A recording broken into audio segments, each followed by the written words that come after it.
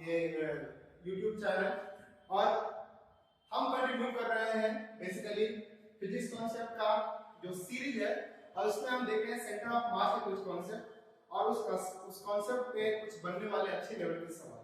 तो आज हम देखेंगे कि एक सीट से अगर हम कैविटी निकाल दें, मतलब ये है कि यहाँ पे ऐसा दिख रहा है एक सर्कुलर प्लेट है, उसमें से हमने क्या किया, छोटा सा सर्कुलर प्लेट इसमें से काट के हटा दिया है, फिर बाकी बचे हुए जो एरिया है उसका सेंटर ऑफ मास कहाँ होगा ये हमें पता करना है। ठीक है, तो आइए इस सवाल को कैसे करते हैं वो हम सीखते हैं। ठीक है, तो इसका सिंपल ये लॉजिक ये है, इसका सिंपल सा लॉजिक ये है कि जैसा हमने पिछले वीडियो में भी देखा था कि जिस तरह से हम लेमिनेट सीट के वजह से उसका सेंटर ऑफ मास निकालते थे, सिमिलरली वही कॉन्सेप्ट यहाँ पे भी लगता है, पर थोड़ा सा फर्क इसमें क्या है कि वहां पे मासेस ऐड हो रहे थे पर यहाँ पे मासेस जो है वो सब्ट्रैक्ट होंगे। रीजन ये है कि वहां पे मासेस ऐड हो रहे थे पर यहाँ पे इसको काट करके निकाला गया, मतलब ये यहाँ पे कैविटी बनाई गई है, तो उसकी वजह से कुछ मासेस जो है वो रिड्यूस हुए, इसलिए हमें यहाँ पे मास को रिड्यूस करना पड़ेगा। कौन सा फॉर्मूला लेगा? जाहिर सी बात है बहुत ही सिंपल फॉर्मूला लेगा, आपको ये पता होना चाहिए सेंटर ऑफ मास का जो एक्स कोऑर्डिनेट होगा वो हमने देखा था क्या आएगा, वो आएगा a1x1 plus a2x2 plus a3x3 upon a1 plus a2 plus a3। This is our concept. Similarly centre of mass का y कोऑर्डिनेट अगर हमें निकालना है तो वो कैसे निकाल सकते हैं, a1 a2x2 a1 y1 plus a2 y2 plus a3 y3 upon a1 plus a2 plus a3, इस तरह से। ये हमने सीखा था पिछले क्लास में। आज हम देखेंगे क्या, क्योंकि यहाँ पे मासेस रिड्यूस हो रहे हैं इसलिए यहाँ पे क्या होंगे, यहाँ पे जहाँ पे प्लस दिखाई दे रहा है वहां पे हमें करना पड़ेगा माइनस, ये हो गया आपका माइनस। अगर मासेस रिड्यूस हुए, इफ masses are added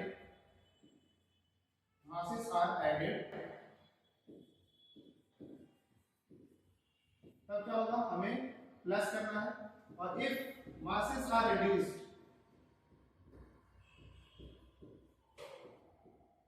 हमें क्या करना पड़ेगा, माइनस करना पड़ेगा।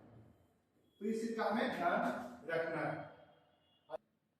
आई होप यहाँ पे x की जगह पे x को नहीं आएगा, यहाँ पे हम इसको डायरेक्टली इसको रिड्यूस कर देते हैं। बेसिकली यहाँ पे आएगा a1 y1 plus a2 y2 plus a3 y3, ऐसे कंटिन्यू चलता जाएगा। यहाँ पे जो है ना अपना जो सिस्टम है इस बार इसमें से मास को रिड्यूस किए हैं, इसलिए हम माइनस वाला फॉर्मूला अप्लाई करेंगे। कैसे देखिए, तो हमें क्या करना होता है, ऐसे सवालों में सबसे पहले कोऑर्डिनेट ढूंढना पड़ता है। ऐसे सवालों में सबसे पहले हम कोऑर्डिनेट ढूंढने की कोशिश करते हैं। उसके लिए आप एक्सिस बनाओगे, ठीक है, कहीं पे भी आप एक्सिस बना सकते हो, आप बिल्कुल फ्री हो। तो हमें क्या क्या इसको ऑरिजिन मानते हुए एक एक्सिस ड्रॉ करते हैं। ठीक है, this is our axis, you no.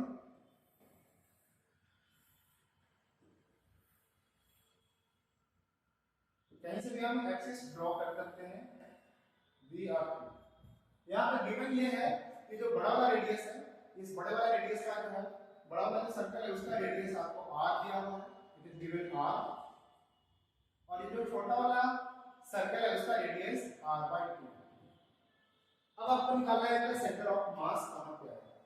तो जाहिर सी बात है, एक चीज मैं आपको पहले भी बता चुका हूं, फिर से बता रहा हूं कि देखो सेंटर ऑफ मास जो है वो डिपेंड करता है मास डिस्ट्रीब्यूशन, मासेस किस तरह से बटे हुए पूरे सिस्टम में। तो यहाँ पे दिख रहा है आपको जैसा कि यहाँ पे x में जो है ना, x में सेंटर ऑफ मास शिफ्ट हो सकता है। क्यों? क्योंकि इधर मासेस हटाने के बाद कम हो जाएगी इधर राइट साइड में, और इधर लेफ्ट साइड में मासेस जो है ना वो ज्यादा है। तो कहीं ना कहीं जो सेंटर ऑफ मास होगा वो शिफ्ट होगा इधर नेगेटिव x एक्सिस की तरफ। अगर ये x है ये y है, इधर -x है और इधर -y है, तो कहीं ना कहीं जो सेंटर ऑफ मास है इस पूरे बॉडी का वो -x की तरफ शिफ्ट होना चाहिए और वो आंसर में दिखेगा भी। और दूसरी चीज y में जो है ना सेंटर ऑफ मास का शिफ्ट नहीं होगा, सेंटर ऑफ मास y में शिफ्ट नहीं होगा। रीजन क्या है इसका?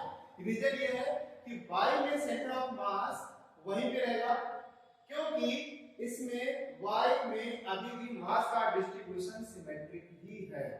सिमेट्रिक का मतलब क्या हुआ? देखो यहाँ पे जितना मास है उसके सिमिलरली उसके अपोजिट साइड में उतना ही मास है। सिमिलरली यहाँ जितना मास है उतना ही मास है, इतना जितना मास इधर है उतना ही मास इधर भी है। तो y एक्सिस के अबाउट जो है ना मास का डिस्ट्रीब्यूशन सिमेट्रिक है, तो y एक्सिस में सेंटर ऑफ मास शिफ्ट नहीं होगा, x एक्सिस में शिफ्ट होगा। तो सबसे पहले हम अप्रोच लगाएंगे ये वाला, है ना, x सेंटर ऑफ मास। तो हम लिखते हैं x सेंटर ऑफ मास क्या होगा वो देखो। तो देखो यहाँ पे इसका एरिया क्या होगा बड़े वाले का। सबसे पहले हम क्या करते हैं a1 निकालते हैं। तो मान लो बड़े वाला का जो एरिया है वो a1 है और छोटे वाला का एरिया जो है वो a2 है, राइट। तो a1 क्या लिख सकते हैं हम लोग? a1 लिख सकते हैं पाई, a1 क्या लिख सकते हैं यहाँ पे मैं लिख देता हूँ। सबसे पहले यहाँ पे लिख सकते हैं a1 equal to pi r class का, है ना, और a2 जो छोटा वाला रेडियस है, छोटा वाला जो सर्कल है उसका क्या आएगा एरिया, इसका आएगा पाई r/2 का स्क्वायर, यानी हम लिख सकते हैं पाई r²/2, राइट। इसका लोकेशन ढूंढना है, x1 y1 ढूंढना है a1 का, और सिमिलरली x2 y2 ढूंढना है, मतलब सेकंड एरिया क्या आएगा वो आप बता सकते हो, बिल्कुल बता सकते हैं। x1 y1 जो बड़ा वाला एरिया है, बड़ा वाला जो एरिया है उसका सेंटर कहां है? बड़ा वाला सेंटर, उसका सेंटर कहीं ना कहीं यहाँ पे है ना।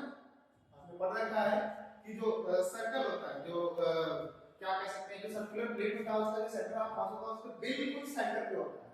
तो जहां पे दिख रहा है कि बिल्कुल सेंटर पे इसका सेंटर ऑफ मास होगा, यानी इस पूरे सिस्टम का जो सिस्टम बड़ा वाला सर्कल है उसका जो सेंटर ऑफ मास होगा यहाँ पे, यानी 0 0 पे ऑरिजिन पे, वो लिख देंगे x2 y2। अब ये जो है ना यहाँ पे है, छोटा वाला जो सर्कल है उसका सेंटर यहाँ पे था, तो यहाँ से कितनी दूरी पे शिफ्ट हुआ था? तो यहाँ से यहाँ तक जो है ना डिस्टेंस वो है आपका r/2, यानी x में r/2 है और y में कितना है 0। तो x में क्या लिखेंगे आप r/2 और y में क्या लिखेंगे 0। बेसिकली ये कहा है। अब हमें क्या करना है? अब हमें अप्लाई करना है ये वाला फॉर्मूला, अब हमें अप्लाई करना है ये वाला फॉर्मूला, ठीक। तो हम लिखेंगे x सेंटर ऑफ, क्या लिखेंगे a1 x1 plus a2 x2 और नीचे में a1 प्लस a2। पर थोड़ी गलती यहाँ पे ये है कि हमने मास रिड्यूस किया हुआ है, तो यहाँ पे आएगा माइनस, ठीक है, यहाँ पे आना चाहिए माइनस, जाहिर सी बात। तो a1 की जगह पे क्या लिखेंगे पाई a1 x1 पाई r² और x1 की जगह पे क्या लिखेंगे 0 माइनस a2 x2, a2 मतलब ये वाला पाई r² 4 into 0, क्योंकि x1 और x2 both of them are 0 0। a2 x1 here this is a1 and x1 a2 की वैल्यू क्या होगी आपके पास, ये r/2 और x2 की वैल्यू क्या आ गई? तो x2 की वैल्यू आपको दिख रही है r/2, यहाँ पे आएगी r/2 और नीचे में a1 a2 मतलब क्या हुआ, ये पाई r² पाई r², बस इसको सोल्व करना है और फिर अपना आंसर आ जाएगा। We have just to solve this to get the answer। अब क्या करेंगे हम इसको सोल्व करना है बस। So now we can write down, देखो इसमें मल्टीप्लाई हो गया, 0 हो जाएगा। अब यहाँ पे क्या आएगा पाई r²/4 और यहाँ पे है r/2, यानी कि पाई r3/8 पाई r3/8 और नीचे में पाई r² माइनस पाई r², यानी 1 माइनस नंबर को, तो 4 पाई r² माइनस पाई r², यानी 3 pi r²/4। So basically this is our answer. क्या रहा है? x सेंटर ऑफ मास है, आपका minus pi r3/8 and similarly here 4/3 pi r²। ठीक है। अब ये कैंसिल हो रहा है, काट सकते हैं इसको, 4 टू 8, यहाँ 5 से 5 कैंसिल, r क्यूब से r स्क्वायर कैंसिल, क्या बच जाएगा आपका? तो यहाँ बच जा रहा है x सेंटर ऑफ मास, वो क्या बच जा रहा है? r का स्क्वायर बाई r, r बचेगा यहाँ पे r by, so this is our answer. This is our answer.